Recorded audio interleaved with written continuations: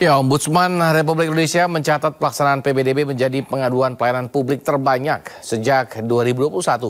Pengaduan tersebut rata-rata tentang penyimpangan prosedur, tidak memberikan pelayanan dengan baik hingga menunda penyelesaian masalah. Untuk membahas lebih jauh terkait temuan Ombudsman dalam PPDB 2024, kami telah terhubung melalui Zoom dengan anggota Ombudsman RI, Mas Indraza Marzuki Rais. Selamat sore, Mas Indra. Selamat sore, Mas Ahmad.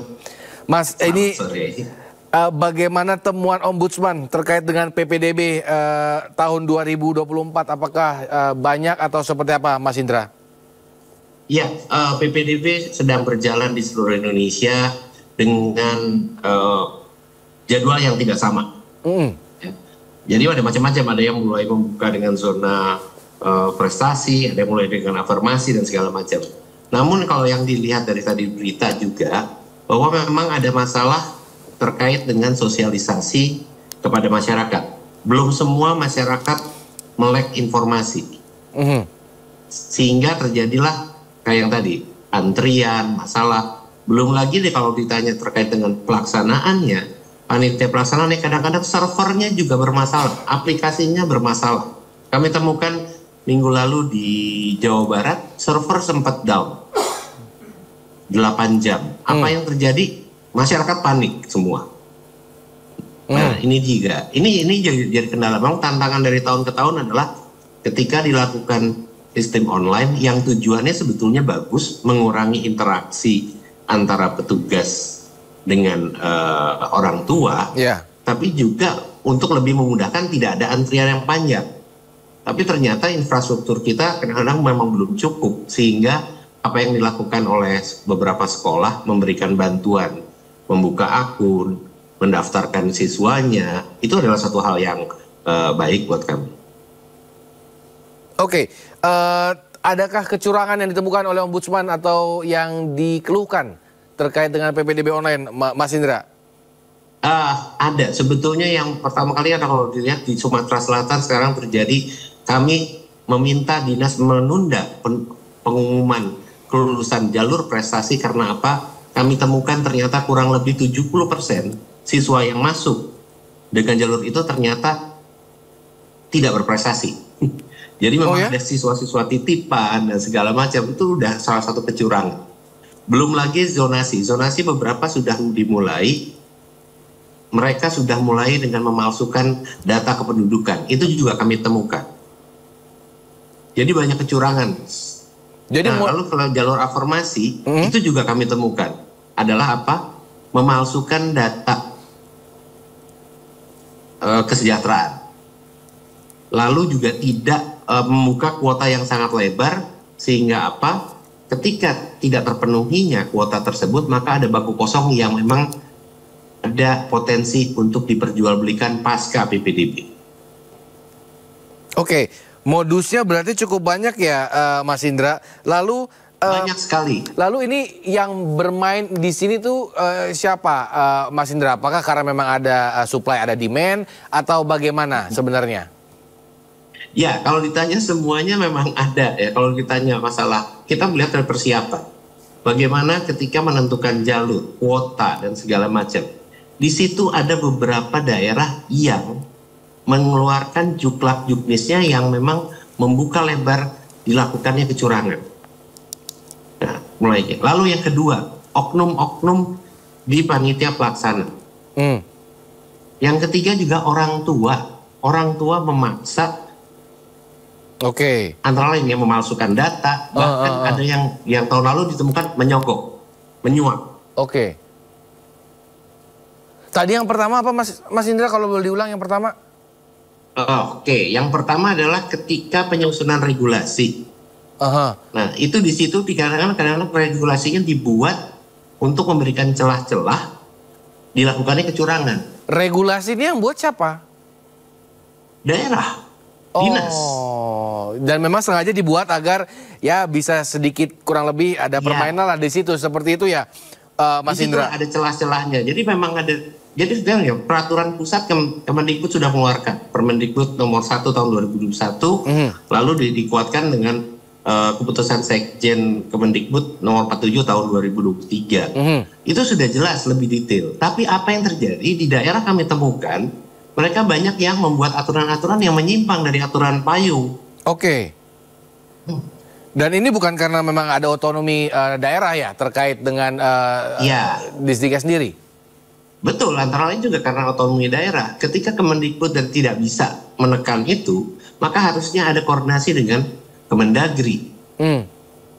Nah, lalu jika terjadi pelanggaran ditemukan di daerah, siapa yang bisa menindak? Kepala daerah, inspektorat yang menemukan kan. Nah, ini dia masalah koordinasi antara kementerian dan lembaga ini yang masih kurang, sehingga banyaklah miskoordinasi ataupun juga pelanggaran-pelanggaran atau celah-celah PPDB ini dimanfaatkan oleh oknum-oknum yang nggak bertanggung jawab itu. Jadi kalau dibilang 2024 dengan tahun-tahun sebelumnya, apakah bisa dibilang tahun ini lebih parah dari sebelumnya atau seperti apa Mas Indra? Saya nggak bisa mengatakan lebih parah karena kan masih berjalan, kami masih melihat. Tapi ada beberapa hal yang tidak berubah dari tahun kemarin. Misalnya gitu ya, bahwa permainan di jalur afirmasi, di jalur prestasi, itu tahun lalu kami temukan dan tahun ini masih ada. Pertanyaan saya adalah di mana peran pengawasan dari inspektorat kepala daerah? Walaupun ada beberapa kepala daerah yang memang sudah tegas, seperti Jawa Barat, dia sudah berani mendiskualifikasi 31 siswa yang diterima di SMA di Bandung. Nah itu kan adalah satu. Nah kembali lagi ketegasan dan keseriusan daerah melakukannya.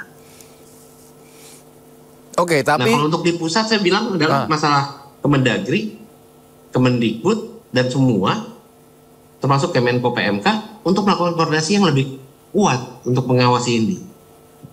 Oke, sebenarnya yang berhak mengawasi kalau misalkan tadi ada kecurangan lah, ada mungkin tadi Mas Indra mengatakan menyogok lah seperti itu. Kalau di Jakarta mungkin agak kurang karena mudah tersorot seperti itu ya. Tapi kalau di daerah-daerah ini siapa yang berhak melakukan pengawasan? Karena misalkan kalaupun masyarakat mungkin takutnya ada intimidasi lah seperti itu. Bagaimana Mas Indra melihatnya? Iya, pengawasan itu memang harus dilakukan semua pihak. Yang pertama kali berkewajiban adalah kepala daerah beserta inspektorat. Lalu di situ ada tim saber pungli biasanya kalau terkait dengan suap dan pungli.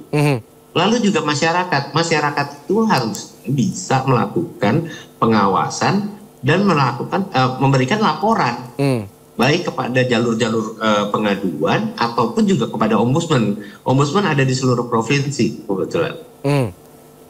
Oke. Nah, karena itu masyarakat juga harus bersuara, gitu kan, untuk juga bisa mengawasi. Kenapa? Untuk yang kasus yang di Sumatera Selatan. Itu ternyata karena memang ada yang bersuara bahwa ada kecurangan, kami juga ombudsman mengawasi, kami tidak punya cukup mata, tidak cukup tangan untuk melakukan pengawasan, sehingga kami perlu bantuan peran serta masyarakat, itu juga kami butuhkan. Oke, ini yang di Sumatera Selatan sendiri akhirnya sudah di stop atau seperti apa Mas Indra? Iya, kami minta ditunda dulu untuk melakukan verifikasi kembali ulang. Oke, Mas Indra kan atau ombudsman bisa memberikan suggest untuk menghentikan, tapi apakah memang akan dihentikan atau siapa yang berhak menghentikan proses penerimaan PPDB zonasi sendiri? Yang berhak menghentikan adalah yang jelas adalah dinas dan kepala daerah. Oke, tapi sudah di stop nih, ditahan dulu berarti? Sudah, sudah ditunda. Oke, dan 70% follow up-nya seperti apa Mas Indra dari Sumsel sendiri loh ya? Iya, untuk Sumsel memang sedang melakukan verifikasi dan kami berharap dalam minggu ini kami diterima oleh PJ Gubernur untuk kami sampaikan temuannya. Nah, silakan tindakan lanjutannya kami serahkan kepada mereka lagi. Oke. Apakah mereka membatalkan, apakah mau melakukan sanksi, apapun juga kami serahkan kepada mereka. Tapi intinya lah kami bilang tunda dulu, lakukan verifikasi dulu. Oke, dugaan PPDB yang diperjualbelikan itu bagaimana Mas Indra? Apakah masih marak terjadi, terutama di daerah? Iya, kalau tahun lalu kami temukan masih banyak. banyak jual beli bangku masih banyak. Malah menambah rombongan belajar itu ditambah. Jadi dengan aturan misalnya maksimal 4 kelas atau 6 kelas, mereka bisa 6 sampai 10 kelas ternyata. Jadi mereka membuka kelas baru di luar daya tampung. Dan itu dengan jual beli bangku. Itu kami temukan. Itu sepengetahuan Disdik nggak kira-kira, Mas Indra, kayak begini? Nah itu dia, mereka tidak tahu. Disdik tidak tahu itu. Kenapa? Karena yang diumumkan di Dapodik mungkin kuotanya batasnya memang hanya 4 kelas. Tapi ternyata kenyataannya nanti 6 kelas. Nah ini yang jadi masalah adalah banyak oknum-oknum yang bermain di sini. Balik lagi kan, bagaimana inspektorat, dinas, kepala daerah itu berani untuk tegas menindak jika ada masalah-masalah tersebut. Oke, Mas Indra, apakah ada perkiraan kira-kira temuan secara finansial perputaran uang dalam gratifikasi di PPDB sendiri ada ketahuan belum sih berapa jumlahnya seperti itu, Mas Indra? Ya kami tidak ngomong ke masalah gratifikasi ya. Kalau kami itu bukan gratifikasi, malah suap, beda. Gratifikasi adalah pemberian hadiah. Nah kalau suap, kalau yang kami lihat ya cukup banyak ya dan miris ya kami mendengar ya beberapa pengakuan dari ya dalam tanda petik korban gitu ya. Mereka bisa sampai 20 juta, malah ada yang sampai 35 juta. Nah ini yang kami pertanyakan gitu kan ya. Kenapa Anda punya uang, Anda harus membayar untuk fasilitas yang gratis gitu kan. Ini ada masalah juga di masyarakat. Oke. Tapi mungkin karena memang karena ini negeri, jadi mungkin lebih lebih prestis seperti itu mungkin, Mas Indra. Ya, nah ini dia masalah utamanya sebetulnya akar permasalahan ini sebetulnya adalah apa? Satu, jumlah sekolah yang masih kurang. Yang kedua, mutu pendidikan yang tidak merata. Nah inilah akar permasalahannya. Nah ini permasalahan inilah yang harusnya sebenarnya diatasi. Atau minimal dikurangi. Dari tahun ke tahun tuh harusnya sudah mulai ada. Ketika ada masalah di tahun sebelumnya, oh ternyata kurang sekolah, coba bangun sekolah. Atau merangkul pihak swasta. Nah sekolah swasta juga bisa dirangkul untuk ikut dalam PPDB. Lalu untuk pembiayaannya ya pemerintah, baik pusat atau daerah bisa memberikan subsidi. Sehingga kan sama seperti di luar negeri kan, gratis. Iya, tapi yang saran yang tadi Mas Indra bilang itu belum dilakukan ya terkait dengan subsidi silang ke sekolah swasta. Sudah beberapa kota sudah mulai. Sudah mulai. Jakarta sudah mulai. Jakarta sudah menggunakan itu, merangkul sekolah-sekolah swasta untuk masuk dalam jalur PPDB. Jadi daya tampungnya makin besar kan? Baik. Dan tidak terlalu terbebani lah seperti itu. Dan kita tahu swasta mungkin lebih strict kayak begitu ya, Mas Indra. Mas Indra, terima kasih. Kita tunggu perkembangan baik dari Ombudsman maupun Disdik DKI terkait dengan PPDB online ini. Selamat sore, Mas Indra. Selamat sore.